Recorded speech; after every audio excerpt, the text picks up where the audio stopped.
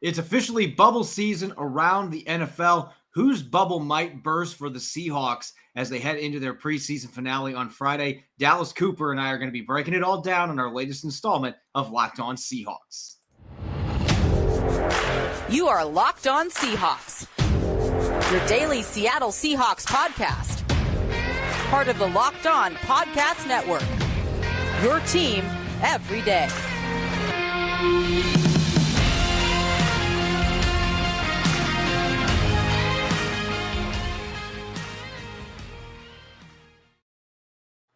What's happening, 12? This is your host, Corbin Smith. Joining me here on the Locked On Seahawks podcast, my co-host, Dallas Cooper. Thanks to all the 12s for making Locked On Seahawks your first listen 5 days a week. We greatly appreciate it. Only 2 days away from Seattle's preseason finale in Dallas. Whose bubble might burst? Dallas and I are going to be debating on a number of different positional groups later in the show. Plus, we'll have Tyler Forness joining us. Rather than a full episode of Wager Wednesday, we've got one segment. We're going to be checking out the exact win total probabilities for the Seahawks heading into the 2022 season. Without further ado, let's get to our lead story here on Locked On Seahawks. One of the most inspirational players in NFL history has hung up his cleats. Shaquem Griffin today announcing his retirement after 4 seasons in the league via the Player Tribune. Of course, a poignant article written by him today, just talking about the journey that he's made. He's been bouncing around. Last year, spent time with the Broncos and the Dolphins, but did not play in any regular season games.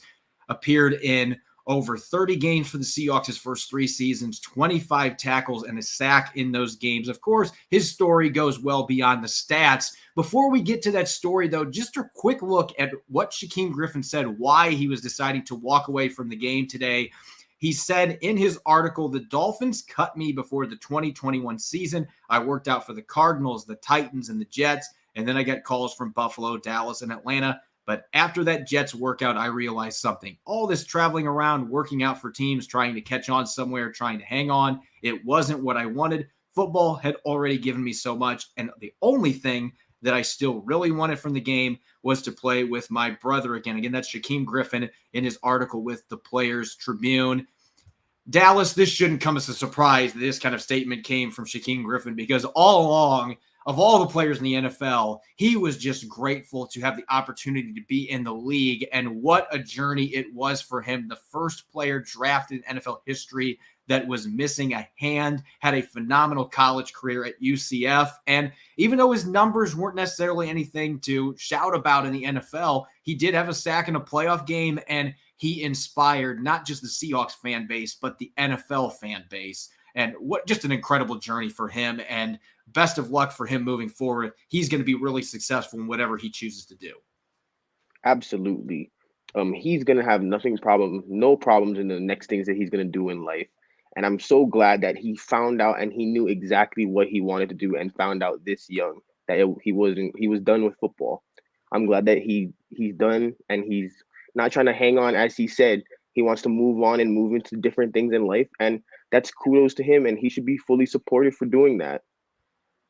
You look at the journey that he had just to get to the league, and, there's so many different stories that we can talk about here. I mean, I had the chance to interview him when he was coming out with his special cleat with Nike that was one that didn't have laces and obviously was catered to football players that didn't have a hand or had different types of disabilities. And it was just really neat being able to learn about that process. But I still think my favorite moment for Shaquem Griffin wasn't him getting drafted. That was a remarkable moment in itself. But at the Combine in 2018, putting up 20 bench press reps with a prosthetic arm. That might have been the coolest thing that I have ever seen. And there are a lot of guys in the Combine that have both hands that can't get 20 reps up of 225. And yet Shaquem Griffin went up there and got the job done. And then to go out and run a 4.38 40 later in the Combine, he put on a show. And again, I don't know there's ever been a player that's been a greater inspiration in the NFL. And it was so cool to get him to see play with his twin brother for 3 seasons. He and Shaquille playing together in Seattle, the emotional phone call with John Schneider, and everything else that transpired. Those are memories that nobody's going to forget about for a long time. Even if he was not a Pro Bowler or an All-Pro, one of the most influential players that's ever worn a Seahawks uniform. It will continue to be that way as he inspires people off the field moving forward. One of the most impactful players that I think the NFL has ever seen. I mean, just the fact that he came in with a disability, never made an excuse about it, and just put work in and got to this point. Like you said, had a sack in a playoff game. It's nothing to shout about, but he has statistics in a playoff game with one hand in the National Football League. That is nothing to hang your hat on. That is absolutely great for him. And I think the impact that he provided off the field is going to just last further than most players on the field impact would. Yeah, the quote that jumped out to me from the article, there were several of them, but another one that really jumped out to me, he had such an influence on me and other members of the media. He had such an influence on the fan base. But what he gained from playing in Seattle, too, clearly, sometimes players, when teams move on from them, they carry a little bit of a sour taste in their mouth. That was not the case for Shaquem Griffin, though. I think he understood. The Seahawks were like, look, we're just moving forward. We think we can get better players. And Shaquille had gone to Jacksonville, too, so there really wasn't that reason to keep him around either. That's just kind of one of the harsh realities of the NFL. But he learned so much from Bobby Wagner, KJ Wright, and other teammates about how to connect with people, creating relationships. Now, that's going to be the way that he's going to be able to continue changing the world. So this is the quote that jumped out to me. He said, "I'm going to go build something new so I can do what Dad always told us to do, leave the world a better place than when we found it." And he's going to be geared to do that, not just through the experiences that he's had, the obstacles that he's overcome, but also those experiences being with players like Bobby Wagner and KJ Wright that are incredible human beings off the field, and being able to learn from them from a business savvy perspective, being able to speak in front of people, you name it. He is going to have the complete package. So again, as you and I both echoed here, whatever he chooses to do next, he is going to make a difference, just as he did on a football field, just as he did for a community of people that saw what he overcame to make it into the league. And it was a remarkable career for him to get 4 seasons in the NFL and accomplish what he accomplished. Now he's got a chance to continue adding to that resume and really making a difference for people. Absolutely. He just needs to keep doing what he's doing, because clearly everything that he's been going on in life he's been doing the right thing. I mean, nothing that any of us could look at and criticize him for. He's done everything that he's supposed to, and he's impacting the world. And as you said, he's trying to leave it a better place. And that's all you can ask of a person. Coming up next, we're going to shift our attention back to the football field. The Seahawks have a preseason finale coming up against the Dallas Cowboys. It is bubble season. A lot of players battling for roster spots, teams going from 80 to 53 players by next Tuesday. So a lot of players are going to be on the outside looking in. Who's in danger of potentially losing a roster spot for the Seahawks? We're going to look at a number of different positions with our latest Bubble Watch coming up here in a moment. BetOnline.net is the fastest and easiest way to check in on all your betting needs. Find all your favorite sports and events at the #1 online source for odds, lines, and games. Find reviews and news of every league, including Major League Baseball, NFL, NBA, NHL, combat sports, esports, even golf. BetOnline continues to be the top online resource for all your sports wagering information, from live in-game betting to scores and podcasts. They have you covered. Head to BetOnline today or use your mobile device to learn more about the action happening today. BetOnline, where the game starts. You're listening to the Locked On Seahawks podcast, Wednesday edition. I'm your host, Corbin Smith. Joining me for today's show, my co-host, Dallas Cooper, will be joined by Tyler Forness later in the show for our Wager Wednesday segment. Thanks, as always, to the 12s for making Locked On Seahawks your first listen 5 days a week. And make sure to check out the Ultimate Pro Football Preview. It's starting August 31st, an 8-episode extravaganza to get you ready for the NFL season.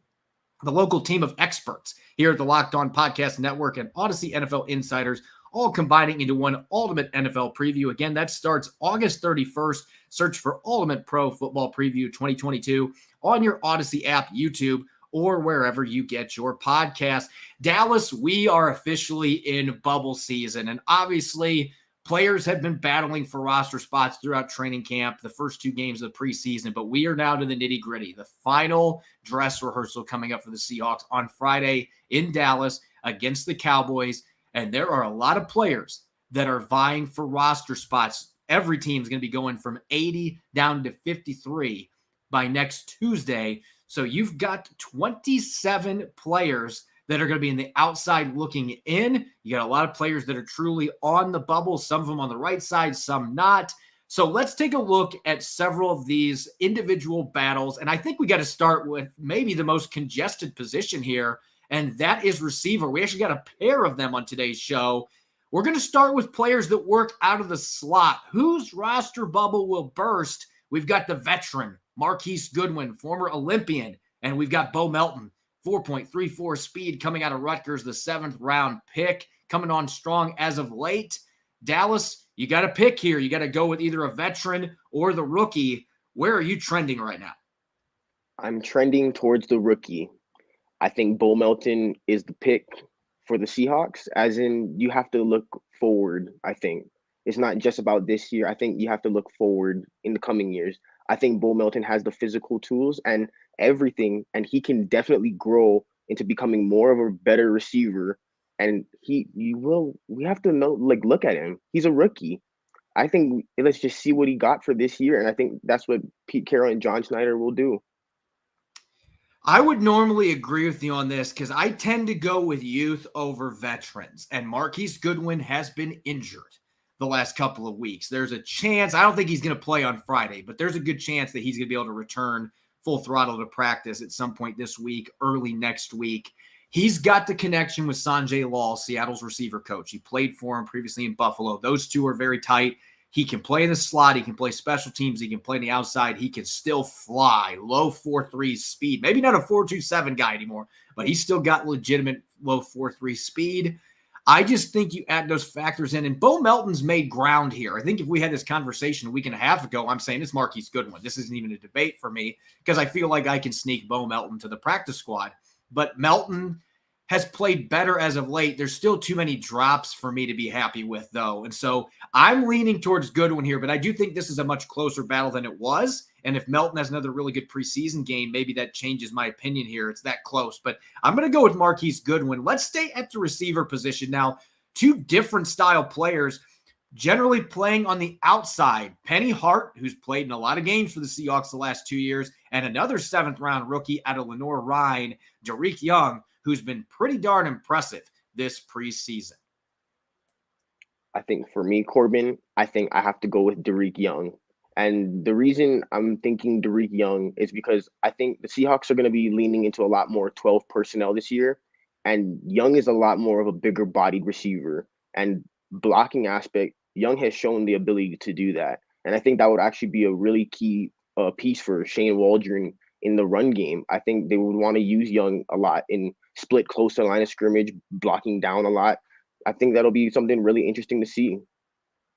That's part of the debate here that I don't know that necessarily our listeners are going to be able to know a lot about, because Tyrik Young played running back for the first couple of years that he was at Lenore-Rhyne, and he was playing in a wing T style offense. So it was demanded of him. You have to be able to block, and you got to be a physical runner. He was still involved some in the passing game, but he changed positions the last couple of years. But you can see that background, and at 6'2", 224 pounds, he has made some really nice blocks on the outside for the Seahawks in training camp. He caught a touchdown in the preseason opener at Pittsburgh, did drop a pass that I thought he should have brought in that would have got the Seahawks inside the 5-yard line against the Bears last week. But aside from a few hiccups here and there, he has been more consistent than Penny Hart. I think Hart's had a really good past week. His special teams experience certainly helps him here. But I'm going to go with the youth on this particular one. And I think Tyrik Young at his size, with his physical tools, his athleticism,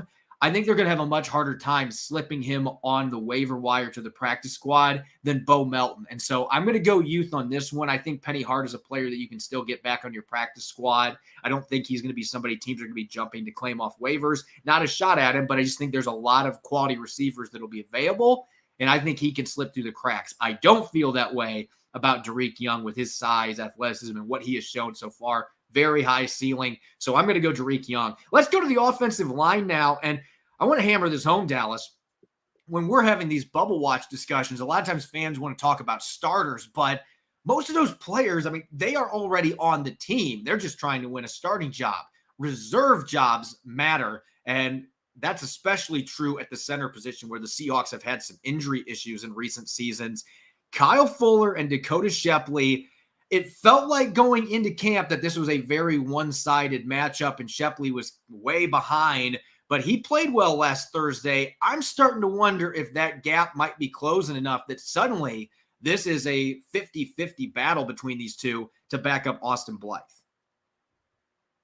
I think personally, I would have to lean more towards Shepley. I think Shepley will be the one to make the team. And the reason being is I think Pete Carroll and Shane Waldron, they have seen what Kyle Fuller has brought with the offense. I think the unknown factor in Shepley, in installing him into the offensive line, I think that's one thing that really could pique their interest.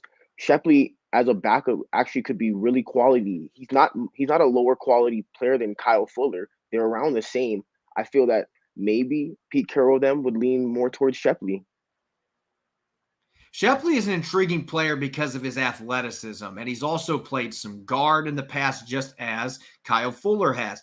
Fuller's got the tackle background. Not that Seattle is going to need him in that capacity, but I think Fuller, whatever it is, I think he's struggled the last couple seasons, but Pete Carroll and Andy Dickerson, the rest of the staff, they seem to hold him in pretty high regard. And the fact that he has started games at 3 different positions in the NFL gives him a significant edge over Shepley. I do think that this gap is close some. I just don't know that Shepley is going to be able to, in this preseason finale, make up the ground necessary to win this job. He's probably a practice squad guy again. I think Kyle Fuller will be back as the backup center, and he gives them insurance depth at guard. He started at both those guard spots earlier in his career as well. Maybe a position they could look on the waiver wire as well. This could be a spot where another player's brought in. Shepley, after all, was claimed off waivers from the 49ers around this time a year ago. Let's flip the script over to the defensive side of the football now. And this is maybe the most hotly debated bubble watch on social media right now because LJ Collier last year was a healthy scratch for 7 games. Former first-round pick, has really struggled.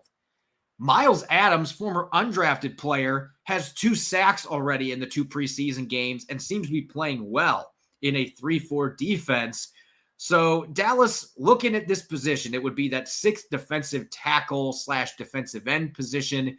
Is LJ Collier going to hang on and get to play his 4th season, or is Miles Adams going to blow up his bubble? I think I have to stick with my former prediction. I think Adams is going to blow up the bubble. I think Adams will do it because Adams has shown his ability to be versatile. And I think that's the biggest thing that you're looking for, especially in a reserve defensive lineman. The more spots that you can play at, the more times you can get on the field. The fact that he's shown the ability to play in a 1-tech, 3-tech, sometimes even in a 4-5 tech, he's shown the ability to go across the defensive line and succeed in each facet, whether it being pass rushing, run blocking, with quickness or with power. And I think Adams has shown all the flashes that they've been hoping Collier to show. And I think Adams, that's why I think he's going to make the team. I have really been waffling on this one because when we had this discussion with our last 53-man roster projection, I picked Collier just by the hair of his shoestring, and I'm going to go the other direction of this one. You and I are going to agree on this one. I'm going to go with Miles Adams as well. I think the elbow injury, unfortunately, that might be the nail in the coffin for LJ Collier here in terms of his status with Seattle because Adams has been extremely productive. You mentioned the versatility. He's even played some nose tackle for the Seahawks in training camp in the preseason. He's cheaper. You can get him on club control for another season on top of this year, minimum. So it just feels like everything is leaning toward Miles Adams at this point. Maybe Pete Carroll and Clint Hurt want to give one last shot for LJ Collier and feel like the injury prevented him from truly having a chance to show what he can do here. But this truly is one that's 50-50. I think we could flip a coin on this one. It's that close. But I'm with you. I'm going to lean Miles Adams. Now, let's go to another one that's really intriguing. This one actually comes from a fan, and I thought it was a fascinating one because Vi Jones, the undrafted rookie out of NC State, was playing off-ball linebacker the first 2 weeks of training camp, but they have since moved him to outside linebacker. So you've got him and Tyrik Smith, the 5th-round pick out of Ohio State, who he's played in 2 practices this training camp. Hip injuries have bothered him. He's played 4-3 defensive end at Ohio State. He's transitioning to a 3-4 outside linebacker. Might not be the best scheme fit. I don't know if this would have been one we would have debated, but yet now Dallas, it's a worthwhile discussion with Vi Jones moving positions. I think, personally, I think that Smith will still make the team.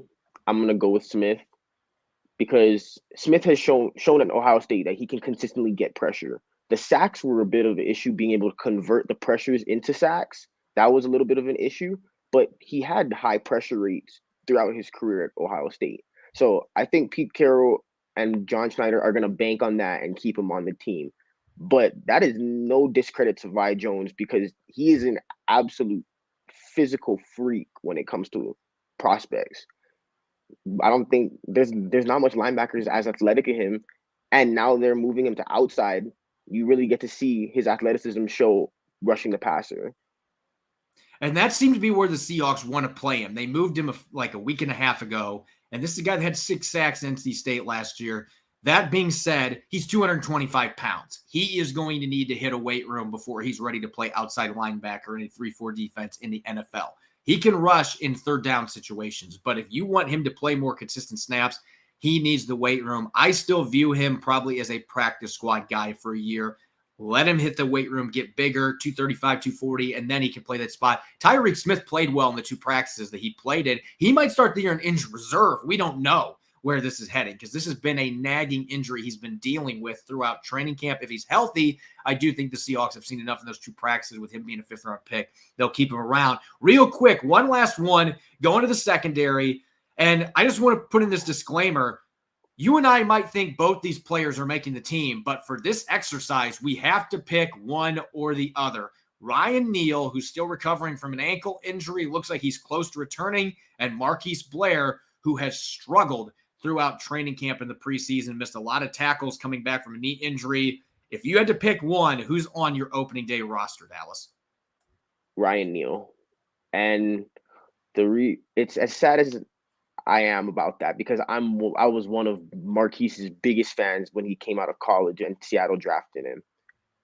Ryan Neal has showed the consistency, and even though he's not in this, even Josh Jones throughout this training camp and preseason has shown the consistency that I think the Seahawks have hoped that Marquis could show this training camp and preseason.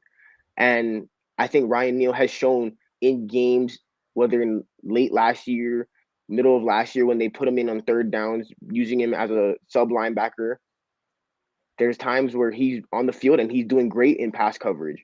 So I think that Pete Carroll and them are not going to try and mess that up, and they're going to keep with it. This is really tough because this is the one on here that I think there's a very good chance that both of these guys are going to be on the roster. I think it's hard for me to believe the Seahawks would give up on Marquis Blair, even at this point. That being said, Ryan Neal has been more durable. He's been more reliable. He's been more consistent. He has the positional versatility that Blair is supposed to have. I think I would have to go Blair on this one too, just because what have we seen that suggests that he's going to make much of an impact in this preseason? He's been playing with 3rd and 4th stringers deep into the 4th quarter in preseason games at both safety spots. He doesn't look like he's in the nickel corner competition. So where does he fit in now in year 4? And it's unfortunate because I think there's a lot of talent there, but injuries and not tackling properly, not wrapping, that's got to be something that's driving Pete Carroll insane right now. He brings a lot of toughness, but the injury issues, I just think there's enough there. I think it is a very probable situation that Seattle is going to have to really weigh their pros and cons here, looking at him as one of their last in or last out candidates, whereas Ryan Neal, if he's healthy, I think he's pretty safe to make this football team with his special teams ability added to the equation. Coming up next, we're going to bring in Tyler Forness. Normally we do a full Wager Wednesday episode. We're in the middle of the preseason, though. We're going to have a segment today looking at exact win totals for the Seahawks. How much are they going to win in 2022? We'll check out the schedule and look at the odds from our folks at BetOnline coming up here in a moment. It's almost the start of the NFL season. I love this time of year. And if you're into sports betting or fantasy, you need a competitive edge to win. That's why I highly recommend the Elias Game Plan app. It's the ultimate sports betting and fantasy companion for the NFL, NBA, and MLB. Elias Game Plan is the only sports app from the most trusted name in sports stats. Their app lets you have access to team and player stats, head-to-head team comparisons, and Elias insights from the Elias Sports Bureau's research team. Player news and league-validated player stats and team records, expert game analysis for betting, building your fantasy team, and of course, the most important thing, impressing your friends. It's perfect for the preseason. You get player previews to help you draft a winning fantasy team and team previews so you know what to expect as the regular season kicks off. You can see key injuries. That's one of my favorite parts of this app. It has the biggest impact on the outcome of a game. I can follow my favorite teams and players so I can quickly access all news and updates for those players and teams. The app clearly labels betting options. It's super easy. Take my advice and download the Elias Game Plan app today. New features are coming available all the time, so take your game to the next level. NFL season is right around the corner, so don't wait. Find Elias Game Plan in the App Store or Play Store today. You're listening to the Locked On Seahawks podcast, Wednesday edition. This is your host, Corbin Smith. Joining me as my co-host on today's show, Dallas Cooper. And now we're going to be welcoming into the show a third host here for our third quarter. Glad to have Tyler Forness joining the program, and we're going to be discussing some wagers here on Wager Wednesday. Tyler, how you doing? Let me tell you, gentlemen, I just got a puppy yesterday.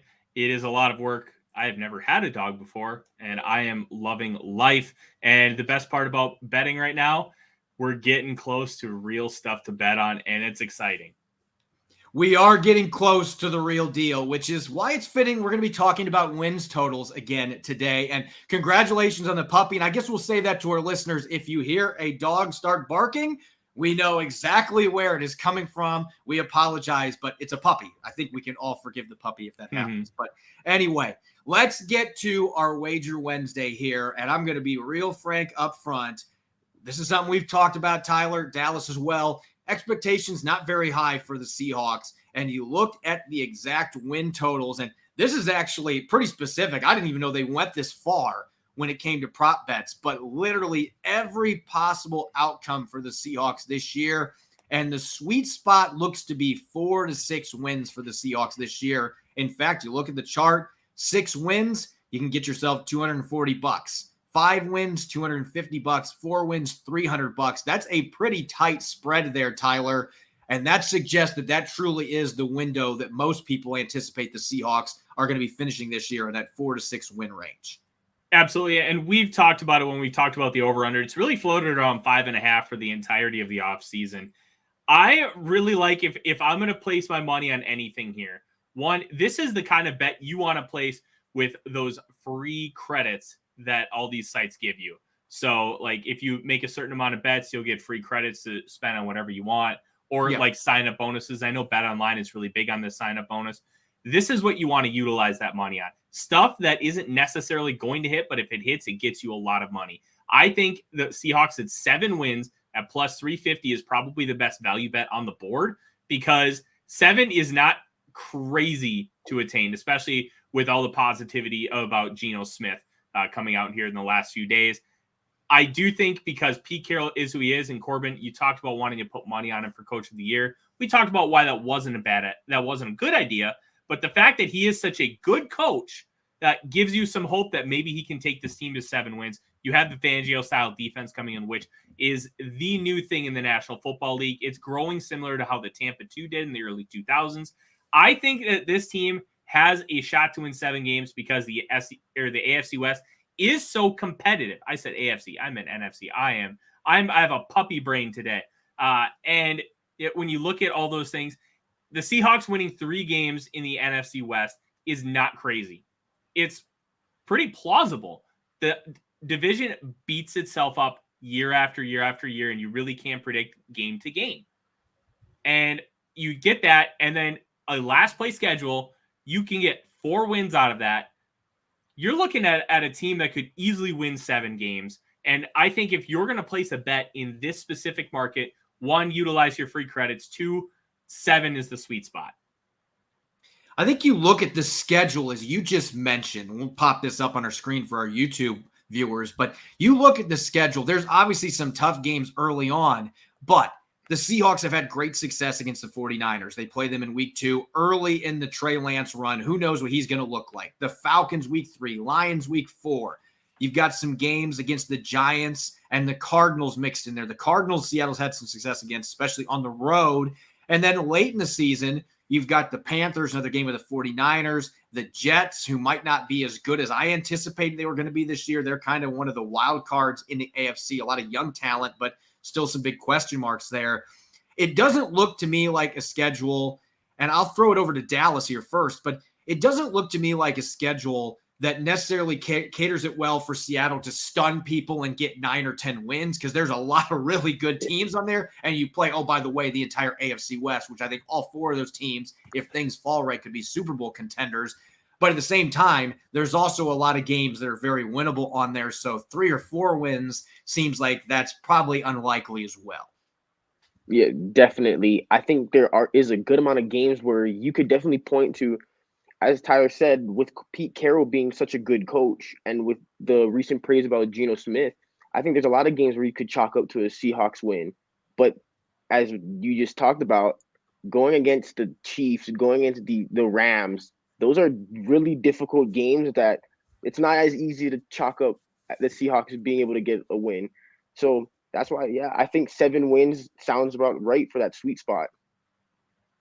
And you got to remember, guys, this isn't necessarily just about being right. It's also about getting value. So when you take a look at how the board sets up, Corbin mentioned right off the top, 4 to 6 is that sweet spot. You take a look, 6 plus 240, 5 plus 250, 4 plus 300. Like, you're not getting a phenomenal return. 7 feels like a number that, 1, is attainable, and 2, you're actually getting good value back for your investment. $100 gets you $325. That's going to be worth it more for you to be able to invest that money or those credits versus getting 300 or less. I like the fact that it's over that 300 mark, and you have to look at that aspect too, because you can be right all you want. And especially when we talk about somebody being a heavy favorite, like if Alabama is minus 10,000 against New Mexico State, are you going to put $10,000 down to win 100? No, because the return on investment is nowhere near what it should be considering what the wager is. And this is why I think that 7 is that sweet spot, because you're creeping up there. If you think they're really going to tank, 3 is a nice number at plus 500. But I just see the Seahawks being too good with the coaching staff that they have, that they're going to easily squeak out 4 to 5. Yeah, I think you make a very valid point there about the 3 wins, though, because, again, this is about value. So if you don't think the Seahawks are going to be good, and there's a lot of people out there that don't, that plus 500 for putting $100 down with 3 wins would make some sense. I don't think the Seahawks are going to be that bad. I actually think 8 would be a better investment there. I think they have a better chance to finish close to 500 than be a 3-14 team. I just can't see Pete Carroll's team tanking. I think there's too much talent on both sides of the ball. Even 9 wins at plus 850. I guess the advice that I would give, and again, Tyler, we're going to lean on you, Dallas and I, we're going to lean on you as the expert when it comes to the gambling numbers. But it seems like, if you're trying to balance value with what is realistic, I mean, obviously all these lower tier teams, if everything just goes against them, you can win 2 or 3 games. That could happen to Seattle, but it seems much more likely to me with the talent they still have on defense, DK Metcalf, Tyler Lockett on offense, the running game. They've got 2 young tackles they're really excited about that are playing well in the preseason, a line overall that might be better than anticipated. I mean, there are pieces for this to be a competitive team. It just feels to me like if you're looking for the range to get the best value, that 7, 8, if you're really feeling like rolling the dice, 9 wins, that would feel like to me that is the better sweet spot even than if you're looking at 5 or 6, where you're just not going to get near as much value, near as much bang for your buck. So I'll also say this is kind of like a final point, because I know we're wrapping up here. When you look at a Pete Carroll coach football team, like, I just don't see, unless they have catastrophic injuries, where they only win up 3 games. Like, take a look at last year's Detroit Lions, how good they were considering they only won 3 football games. You know why? Dan Campbell knows how to coach, and every single one of those players put in 110% each game. They tried, they cared, and there is nothing more dangerous than a team that cares and works really hard when they get talent. Pete Carroll is going to have these guys working hard. He's going to have them bought in, and they're going to play too hard and too passionate to only win 3 football games outside of a catastrophic situation like injuries are concerned. So I really don't see them faltering like that, but I don't know how high they can get either, because there is a certain cap when you're talking about a revamped defense, new coordinators, and a quarterback that at his very best is mid. I think you look at the schedule real quick. I'm going to throw this to both you guys because we've talked about all these win totals, and obviously this is something that fluctuates when you watch training camp. I picked the Seahawks to win 7 games during the preseason, prior to the preseason. And I think you look at the schedule, that still is exactly where I am falling here. I think that a 7-10 record for a second straight season, I would feel much differently about that if I'm a Seahawks fan than last year when you had Russell Wilson at quarterback most of the year and he went 7-10. If they can do that with all the rookies that I'm anticipating are going to play, all the new pieces, and maybe have a top 5 pick or top 10 pick and go get a quarterback next year, I think that a lot of fans would be pretty happy with 7 wins. But Dallas, taking the betting equation out here, you mentioned 6 of the sweet spot, but looking at that schedule, looking at the props that are out there, what is your prediction right now for the number of wins the Seahawks have?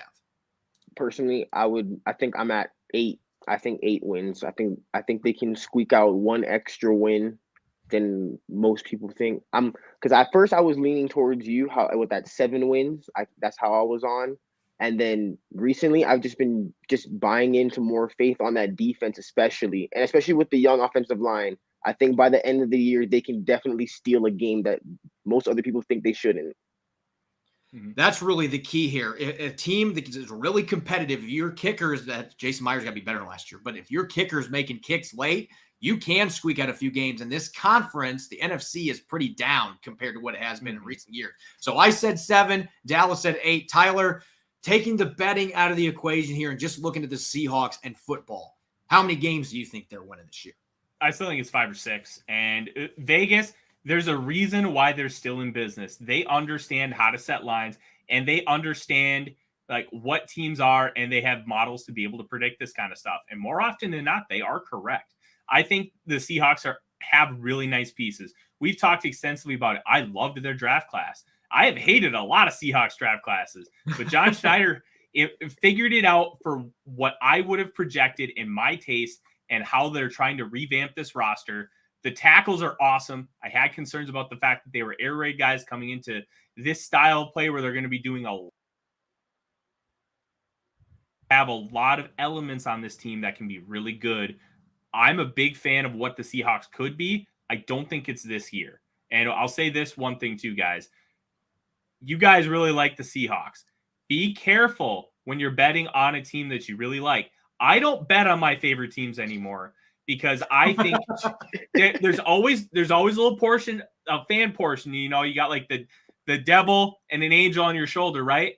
Well, the fan portion's that little devil. And he's going to tell you and try and convince you that, oh, it's going to be this, this, and this, and this. I lost like $200 last year in Florida Gator games because of that little devil, because I talked myself into stuff. Just remember to look as objective as possible with these, because that's how you win or lose money. Fans are going to know just how weird I am off of camera because I don't have a devil on my shoulders when I'm looking at bets. I've got Smeagol and Gollum. Like, I love it. You know you shouldn't bet on. You know you want to bet on them, Corbin. No. Anyway, I digress. That's where I stand. But I don't know if this is a team that you necessarily should bet against. This is maybe a team you should just avoid because Pete Carroll's the coach, and they do have a lot of talent both sides of the ball. But the quarterback situation, it really is up in the air. This could be a 4 or 5 win team. It could be 8, 9. If everything falls into place, maybe a 10-win team.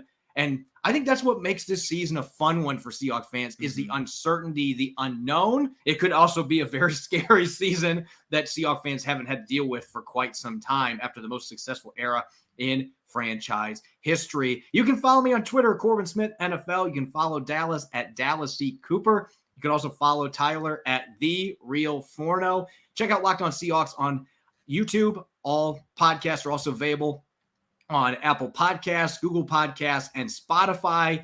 Coming up on our Thursday episode, I'll be joined by Nick Lee, and the two of us are going to preview Friday's preseason finale, looking at a few matchups to watch and much more. You won't want to miss it. Thanks for listening in. Enjoy the rest of your Wednesday. Go Hawks.